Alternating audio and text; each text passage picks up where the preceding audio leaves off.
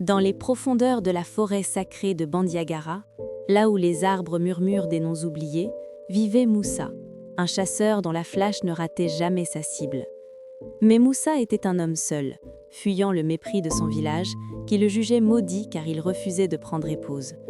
Un soir, sous une lune couleur de sang, il aperçut une biche aux cornes d'argent, coincée dans un piège de fer rouillé.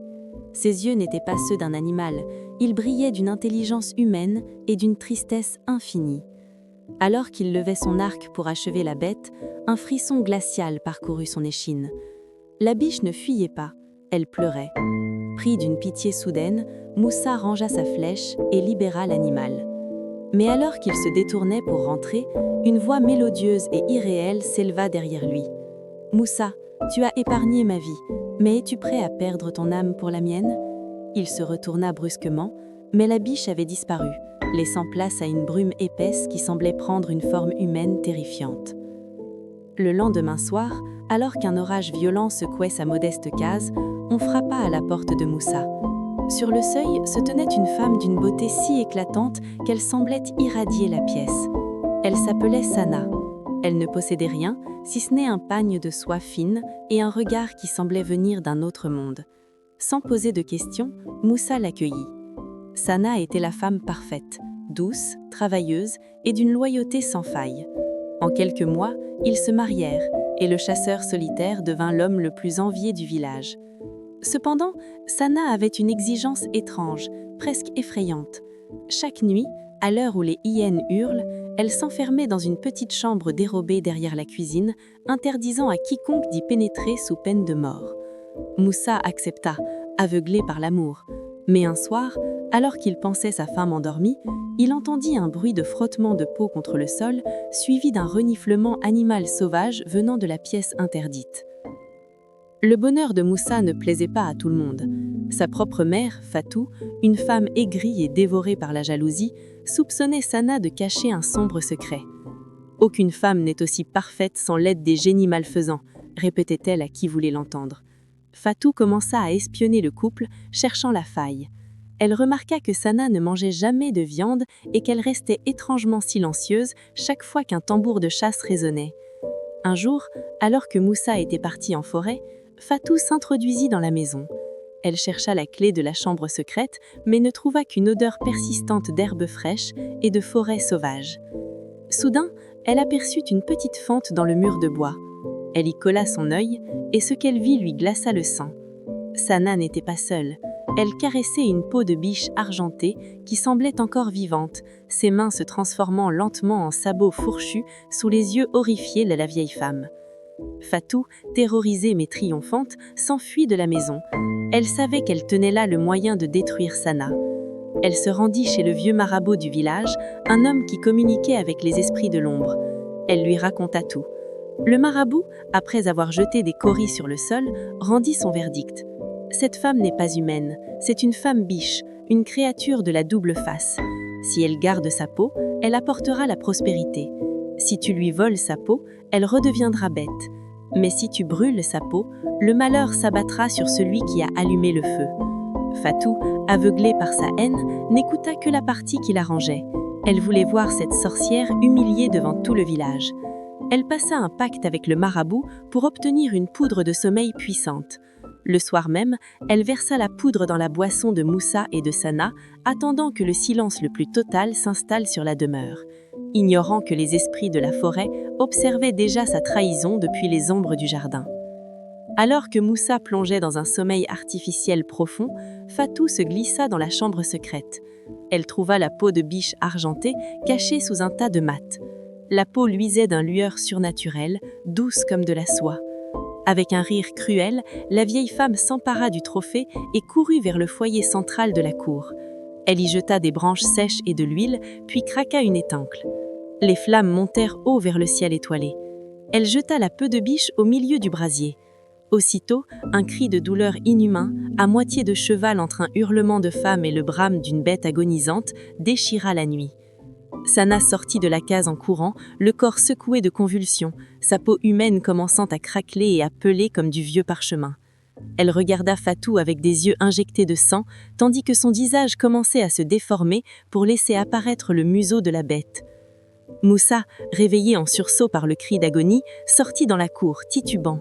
Il vit sa mère rire devant les flammes et sa femme se tordre de douleur, à moitié transformée. « Mère, qu'as-tu fait » hurla-t-il. Mais il était trop tard. La peau de biche était consumée.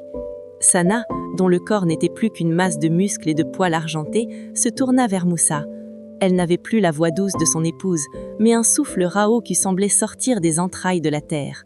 « Moussa, tu avais juré de protéger mon secret.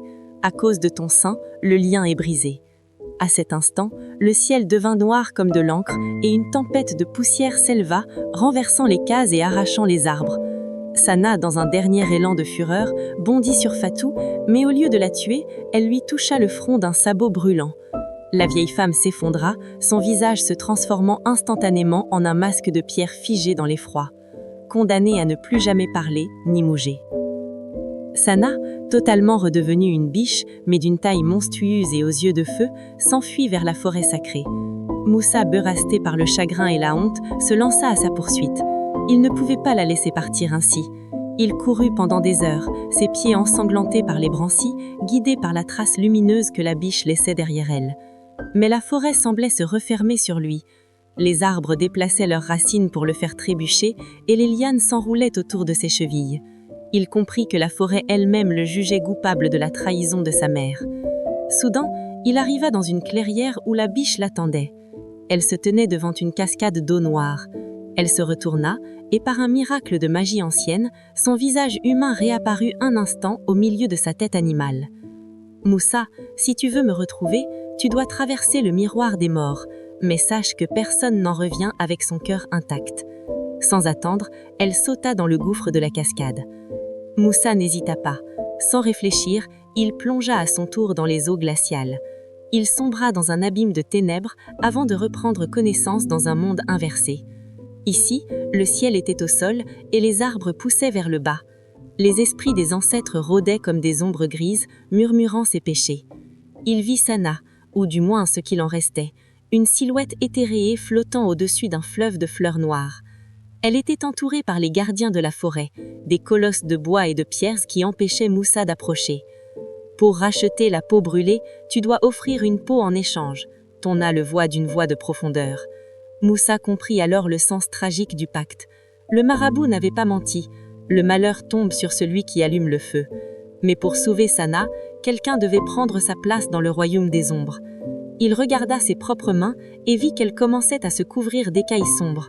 Le prix de sa quête était en train de lui être réclamé. Moussa s'avança vers les gardiens. « Prenez ma vie, mais libérez Sana de sa malédiction » cria-t-il. Les esprits rirent d'un son qui ressemblait au craquement du bois mort. « Ta vie ne suffit pas, chasseur. Tu dois nous donner ton don de tueur. Tu ne pourras jamais verser de sang, jamais chasser, jamais vivre parmi les hommes. Tu deviendras le gardien de celle que tu as trahie. » Moussa accepta. Une douleur fulgurante lui transperça la poitrine, tandis que son arc et ses flèches se transformaient en poussière. Sa peau s'adurcit, ses jambes s'allongèrent et ses yeux devinrent immenses. Il sentit son humanité s'effacer pour laisser place à un instinct sauvage. Sana, libérée de ses chaînes d'ombre, reprit sa forme de biche argentée. Mais elle n'était plus seule. À ses côtés se tenait maintenant un grand cerf noir aux yeux protecteurs. Ils étaient libres, mais à quel prix ?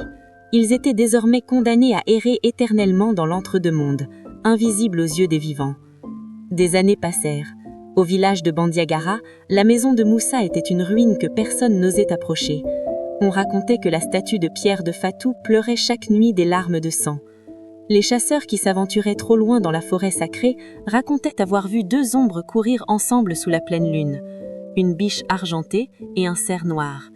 On dit que celui qui les aperçoit ne peut plus jamais chasser car il comprend enfin que chaque animal porte en lui une âme qui attend sa délivrance.